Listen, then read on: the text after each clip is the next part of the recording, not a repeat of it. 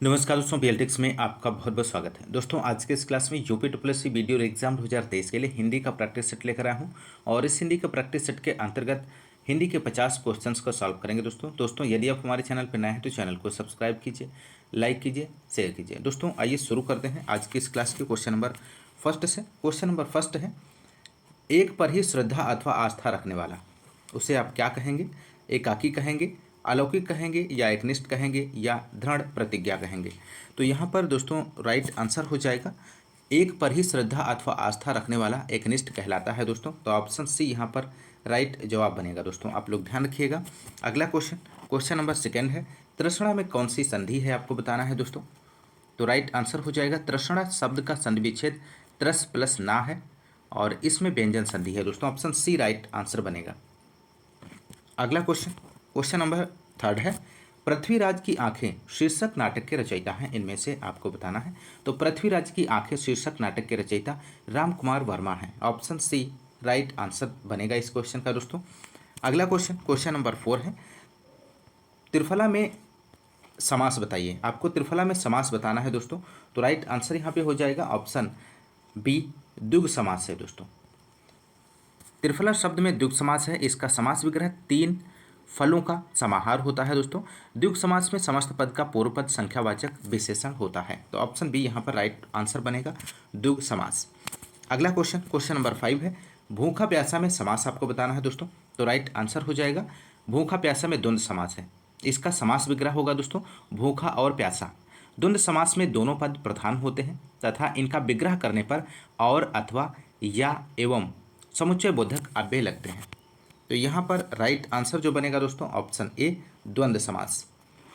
अगला question, question number 6 है, निर्झर सोता झर निम्नलिखित में से किस शब्द के पर्यायवाची हैं आपको बताना है दोस्तों। तो यहाँ पर इस क्वेश्चन का राइट आंसर जो बनेगा दोस्तों ऑप्शन सी बनेगा, झरना। इसका राइट आंसर हो जाएगा। झरना शब्द के पर्यायवाची शब्द हैं दोस्तों निर्झर, सोता और झर।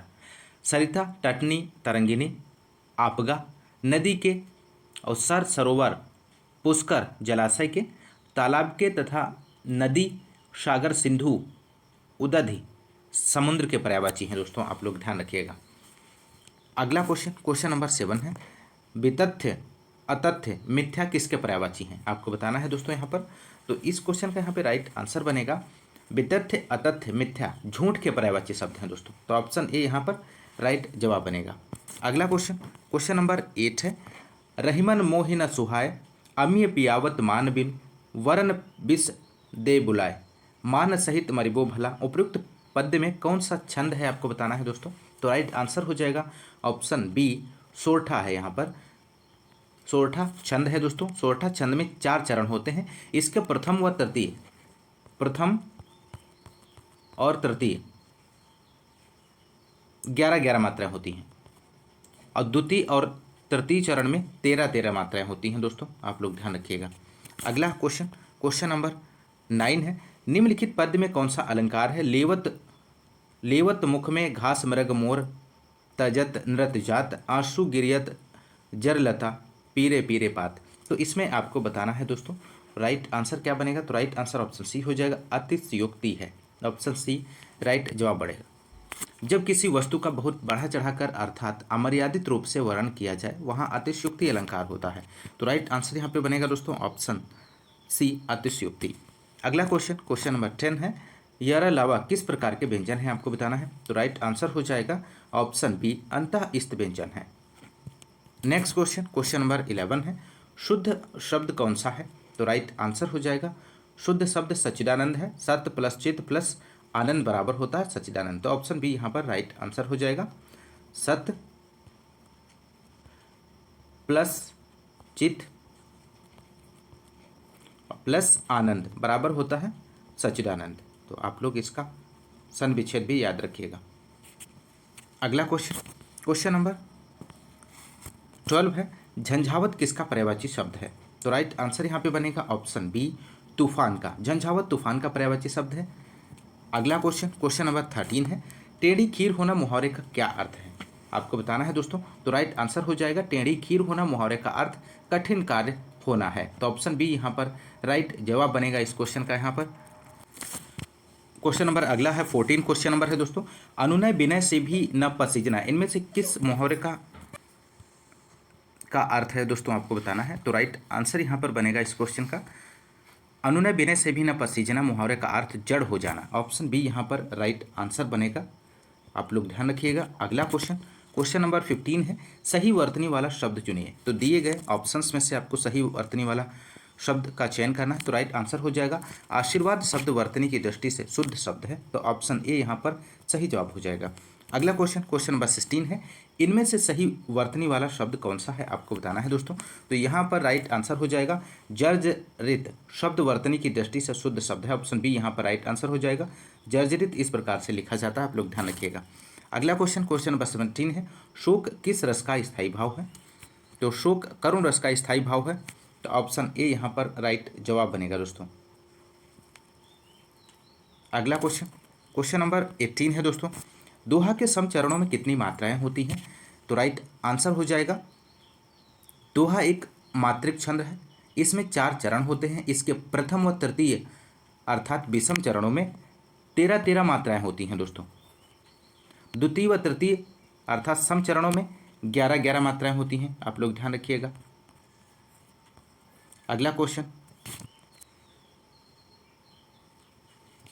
क्वेश्चन नंबर 19 है, गुड़ खाए गुलगुले से परहेज, आपको बताना है। तो राइट आंसर हो जाएगा गुड़ खाए गुलगुले से परहेज का अर्थ दिखावटी परहेज है, ऑप्शन बी यहाँ पर सही जवाब बनेगा दोस्तों। अगला क्वेश्चन, क्वेश्चन नंबर 20 है, अशरफी की लूट कोयले पर छाप। तो राइट आंसर हो जाएगा यहाँ पर ऑप्शन ए, कीमती वस्तु की चिंता छोड़कर सस्ती वस्तु को सहेजना, ऑप्शन ए यहाँ पर राइट जवाब बनेगा। क्वेश्चन नंबर 21 है, गीतांजलि का सन विच्छेद बताइए। तो गीतांजलि का सन विच्छेद हो जाएगा दोस्तों ऑप्शन सी, गीत प्लस अंजलि बराबर होता है गीतांजलि, ऑप्शन सी यहाँ पर राइट आंसर हो जाएगा, और इसमें दीर्घ स्वर संधि है दोस्तों। क्वेश्चन नंबर 22 है, गृह का पर्यायवाची नहीं है, इनमें से आपको बताना है। तो राइट जवाब बनेगा आवास सदन निकेतन, गृह के पर्यायवाची हैं, प्रवास ग्रह का पर्यायवाची शब्द नहीं है, तो राइट आंसर ऑप्शन सी हो जाएगा यहाँ पे दोस्तों। क्वेश्चन नंबर 23 है, चंद्र का पर्यायवाची शब्द नहीं है, कौन सा नहीं है। तो राइट जवाब बनेगा हिमांशु, सुधांशु, सारंग चंद्रमा के पर्यायवाची हैं, ज्योत्सना चंद्र का पर्यायवाची नहीं है, ऑप्शन बी यहाँ पर सही जवाब बनेगा दोस्तों। अगला क्वेश्चन, क्वेश्चन नंबर 24 है, क्या भूलूं क्या याद करूं, आत्मकथा किसने लिखी है। तो राइट आंसर हो जाएगा क्या भूलूं क्या याद करूं, हरिवंश राय बच्चन द्वारा रचित आत्मकथा है दोस्तों। इसका प्रकाशन वर्ष 1969 में हुआ था, ऑप्शन ए यहाँ पर राइट आंसर हो जाएगा हरिवंश राय बच्चन। अगला क्वेश्चन, क्वेश्चन नंबर 25 है, अपनी खबर आत्मा के लेखक हैं, इनमें से आपको बताना है। तो राइट जवाब बनेगा अपनी खबर आत्मा के लेखक पांडे वेचन शर्मा उग्र हैं, यह वर्ष 1960 में प्रकाशित हुई थी। इसमें उनके जीवन की विद्रूपताओं के बीच युगीन परिवेश की यथार्थ अभिव्यक्ति हुई है दोस्तों। अगला क्वेश्चन, क्वेश्चन नंबर प्रश्न संख्या 26 से 27 निम्नलिखित प्रश्नों में शुद्ध वाक्य का चयन कीजिए। तो दिए गए क्वेश्चन नंबर 26 में दिए गए ऑप्शंस में से आपको शुद्ध वाक्य का चयन करना है। तो राइट आंसर हो जाएगा ऑप्शन ए, कन्या पराया धन होती हैं। वाक्य व्याकरणिक दृष्टि से शुद्ध है, अन्य वाक्यों में शब्द चयन संबंधी अशुद्धियां हैं, तो आप लोग ध्यान रखिएगा। क्वेश्चन नंबर 27 है, कई यहाँ पे आपको बताना है, इसमें से कई रेलवे कर्मचारी गिरफ्तार हुए, छात्रों ने मुख्य अतिथि का अभिनंदन पत्र प्रदान किया, मैं रोज गाने की कसरत करता हूँ, साहित्य और जीवन का अभिन्न संबंध है। तो आपको यहाँ पर बताना है दोस्तों, इस क्वेश्चन का राइट आंसर क्या बनेगा, साहित्य और जीवन का अभिन्न संबंध है, वाक्य व्याकरणिक दृष्टि से शुद्ध है दोस्तों, तो ऑप्शन डी यहाँ पर राइट आंसर बनेगा, साहित्य और जीवन का अभिन्न संबंध है। बढ़ते हैं अगले क्वेश्चन की ओर, क्वेश्चन नंबर 28 से 32 निम्नलिखित में असमानार्थक शब्द का चयन कीजिए। दिए गए क्वेश्चंस में से 28 क्वेश्चन नंबर है, यहाँ पर आपको बताना है। तो यहाँ पर राइट आंसर हो जाएगा ऑप्शन बी, संकट, संकट इसका सही जवाब बनेगा। संकट असमानार्थक शब्द है, संकट के समानार्थक शब्द होते हैं विपत्ति, आपदा है, जबकि पीड़ा, दर्द और व्यथा तीनों का अर्थ समान है, ये तीनों समानार्थक शब्द हैं, तो ऑप्शन बी यहाँ पर राइट आंसर बनेगा। क्वेश्चन नंबर 29 है दोस्तों, तो इसका सही जवाब आपको बताना है। तो राइट आंसर हो जाएगा द्वेष, द्वेष एक असमानार्थक शब्द है, जबकि अन्य तीनों विकल्प प्रीति, अनुराग व स्नेह समानार्थक शब्द हैं, तो राइट आंसर ऑप्शन सी बनेगा द्वेष। अगला क्वेश्चन, क्वेश्चन नंबर 30 है। 30 में आपको बताना है, तो राइट आंसर हो जाएगा यहाँ पे 30 का। मृत्यु शब्द का अर्थ है दोस्तों अंतकाल, देहांत, निधन। तो राइट आंसर ऑप्शन बी हो जाएगा। जबकि जन्म, उगना और उत्पादन, पैदा होना एक जैसा अर्थ प्रकट करते हैं। तो यहाँ पर जो राइट आंसर हो जाएगा मृत्यु असमानार्थक शब्द है, ध्यान रखिएगा। क्वेश्चन नंबर 31 है। 31 में आपको बताना है दोस्तों, तो राइट आंसर यहाँ पे बनेगा ऑप्शन डी डरपोक। डरपोक एक असमानार्थक शब्द है क्योंकि वीर, निडर व शूर एक जैसा अर्थ प्रकट करते हैं। क्वेश्चन नंबर 32 है। 32 में आपको बताना है दोस्तों, तो राइट आंसर ऑप्शन सी हो जाएगा श्रवण। श्रवण का अर्थ है सुनना, जो कि शेष तीनों विकल्प स्वर, आवाज़ व ध्वनि से असमानार्थक शब्द हैं। आप लोग ध्यान रखिएगा। अगला क्वेश्चन, क्वेश्चन नंबर 33 है। निम्नलिखित वाक्यों में से शुद्ध वाक्य का चयन कीजिए। तो राइट आंसर हो जाएगा ऑप्शन सी, भारत में अनेक जातियां हैं। इसका राइट आंसर बनेगा, शुद्ध वाक्य है दोस्तों ऑप्शन सी। क्वेश्चन नंबर 34 है। निस्दिन बरसत नयन हमारे। तो राइट जवाब आपको देना है दोस्तों, तो निस्दिन बरसत नयन हमारे वियोग श्रृंगार का उदाहरण है। वियोग श्रृंगार के अनुचित नायक व नायिका के विरह का वर्णन होता है। तो राइट आंसर यहाँ पे हो जाएगा ऑप्शन सी, वियोग श्रृंगार। अगला क्वेश्चन, क्वेश्चन नंबर 35। मेरे तो गिरधर गोपाल दूसरों न कोई, जाके सिर मोर मुकुट मेरो पति सोई। तो इसमें आपको बताना है दोस्तों, तो राइट आंसर यहाँ पे बनेगा ऑप्शन बी, श्रृंगार रस है दोस्तों, इसका सही जवाब बनेगा। अगला क्वेश्चन, प्रश्न संख्या 36 से 38। निम्नलिखित गद्यांश को पढ़कर संबद्ध वैकल्पिक उत्तरों में से सही उत्तर का चयन कीजिए। तो यहाँ पर दोस्तों गद्यांश दिया गया है, इसे आप पढ़ लीजिए। सौंदर्य की परख अनेक प्रकार से की जाती है। बाह्य सौंदर्य की परख समझना तथा उसकी अभिव्यक्ति करना सरल है। जब रूप के साथ चरित्र का भी स्पर्श हो जाता है तब उसमें रसा स्वादन की अनुभूति भी होती है। एक वस्तु सुंदर तथा मनोहर कही जा सकती है, परंतु सुंदर वस्तु केवल इंद्रियों को संतुष्ट करती है, जबकि मनोरम वस्तु चित्त को भी आनंदित करती है। इस दृष्टि से कवि जयदेव का बसंत चित्रण सुंदर है तथा कालिदास का प्रकृति वर्णन मनोहर है, क्योंकि उसमें चरित्र की प्रधानता है। सुंदर शब्द संकीर्ण है, जबकि मनोहर व्यापक तथा विस्तृत। साहित्य में साधारण वस्तु भी विशेष प्रतीत होती है, उसे मनोहर कहते हैं। तो ये रहा दोस्तों हिंदी का गद्यांश। इसके नीचे दिए गए क्वेश्चंस के आंसर देख लेते हैं। क्वेश्चन नंबर 36 है। कालिदास के प्रकृति वर्णन का आधार है, इनमें से आपको बताना है। तो राइट आंसर यहाँ पे बनेगा ऑप्शन बी, इसका राइट आंसर हो जाएगी उसकी मनोहरता, इसका राइट आंसर हो जाएगा दोस्तों। अगला क्वेश्चन, क्वेश्चन नंबर 37 है। सौंदर्य की परख की जाती है। तो राइट आंसर हो जाएगा ऑप्शन डी, सौंदर्य की परख मनोहरता के आधार पर की जाती है। क्वेश्चन नंबर 38 है। उपर्युक्त गद्यांश का शीर्षक है, आपको बताना है। तो राइट आंसर यहाँ पे बनेगा दोस्तों साहित्य और सौंदर्य दिए गए गद्यांश का शीर्षक है। तो ऑप्शन ए यहाँ पर राइट जवाब बनेगा। अगला क्वेश्चन, क्वेश्चन नंबर 39 है। हिंदी भाषा किस लिपि में लिखी जाती है, आपको बताना है दोस्तों। तो राइट आंसर हो जाएगा हिंदी भाषा देवनागरी लिपि में लिखी जाती है। गुरमुखी भाषा पंजाबी में लिखी जाती है। तो राइट आंसर ऑप्शन सी हो जाएगा देवनागरी। अगला क्वेश्चन, क्वेश्चन नंबर 40 है। हिंदी दिवस किस तिथि को मनाया जाता है। तो राइट आंसर हो जाएगा ऑप्शन सी 14 सितंबर, इसका राइट जवाब बनेगा।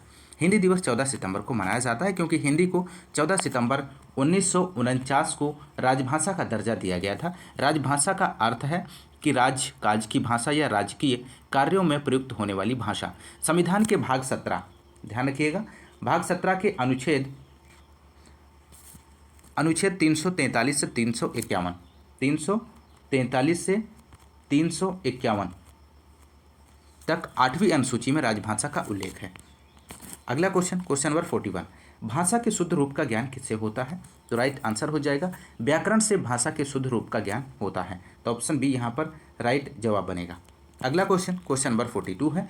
निम्नलिखित में से कौन सा टा वर्ग में नहीं है, आपको बताना है। तो राइट आंसर ऑप्शन सी हो जाएगा धा, यहाँ पर जो है राइट जवाब बनेगा। धा और टा वर्ग में नहीं है दोस्तों, जबकि धा और ता वर्ग में आता है। क्वेश्चन नंबर 43 है। राम धीरे धीरे पढ़ता है, इस वाक्य में धीरे धीरे शब्द क्या है। तो राइट जवाब बनेगा दोस्तों धीरे धीरे क्रिया विशेषण है, जो क्रिया की विशेषता बताए क्रिया विशेषण कहलाता है। तो राइट आंसर ऑप्शन डी हो जाएगा। अगला क्वेश्चन, क्वेश्चन नंबर 44 है। लड़का दौड़ता है, इस वाक्य में लड़का किस संज्ञा का उदाहरण है। तो राइट जवाब बनेगा लड़का दौड़ता है में लड़का जातिवाचक संज्ञा का उदाहरण है। तो राइट आंसर ऑप्शन बी हो जाएगा। क्वेश्चन नंबर 45 है, निम्नलिखित में से कौन सा शब्द जातिवाचक संज्ञा नहीं है, इनमें से आपको बताना है। तो राइट आंसर ऑप्शन सी हो जाएगा, सुंदर। सुंदर शब्द जातिवाचक संज्ञा नहीं है क्योंकि सुंदर एक विशेषण है, जबकि जवान, बालक, मनुष्य शब्दों में एक जाति का बोध होता है। अगला क्वेश्चन नंबर 46, निम्नलिखित में से कौन सा शब्द बहुवचन है। तो राइट जवाब बनेगा प्राण। प्राण बहुवचन शब्द है। लड़का, पुस्तक, पौधा एक वचन है दोस्तों। अगला क्वेश्चन नंबर अगला है, प्रश्न संख्या 47 से 50, नीचे दिए गए शब्द का सही विलोम चुनिए। तो यहाँ पर आपको विलोम बताना है दोस्तों। दिए गए क्वेश्चंस में से क्वेश्चन नंबर 47 है परोक्ष। तो परोक्ष का आपको विलोम बताना है दोस्तों। तो राइट जवाब बनेगा परोक्ष का विलोम शब्द प्रत्यक्ष होता है। तो राइट आंसर ऑप्शन ए हो जाएगा, प्रत्यक्ष। क्वेश्चन नंबर 48 है, उत्कृष्ट का आपको विलोम बताना है। तो उत्कृष्ट का विलोम निकृष्ट का उत्कृष्ट का विलोम शब्द है। तो ऑप्शन बी यहाँ पे राइट आंसर हो जाएगा, निकृष्ट। क्वेश्चन नंबर 49 है, गरल। गरल का विलोम बताना है दोस्तों। तो राइट आंसर हो जाएगा, सुधा गरल का विलोम शब्द है। ऑप्शन बी सही जवाब बनेगा। अगला क्वेश्चन और अंतिम क्वेश्चन है, क्वेश्चन नंबर 50, चिरंतन। चिरंतन का आपको विलोम बताना है दोस्तों। तो राइट जवाब हो जाएगा, नश्वर चिरंतन का विलोम शब्द है। तो राइट आंसर ऑप्शन बी हो जाएगा, इस क्वेश्चन का सही जवाब है दोस्तों। यदि आपको क्लास पसंद आ रही है तो क्लास को ज़्यादा से ज़्यादा लाइक और शेयर करना मत भूलिए दोस्तों। आप लोग ज़्यादा से ज़्यादा लाइक और शेयर करिए दोस्तों। आज के इस क्लास में बस इतना ही, मिलता है नेक्स्ट क्लास में। तब तक के लिए नमस्कार, जय हिंद, धन्यवाद।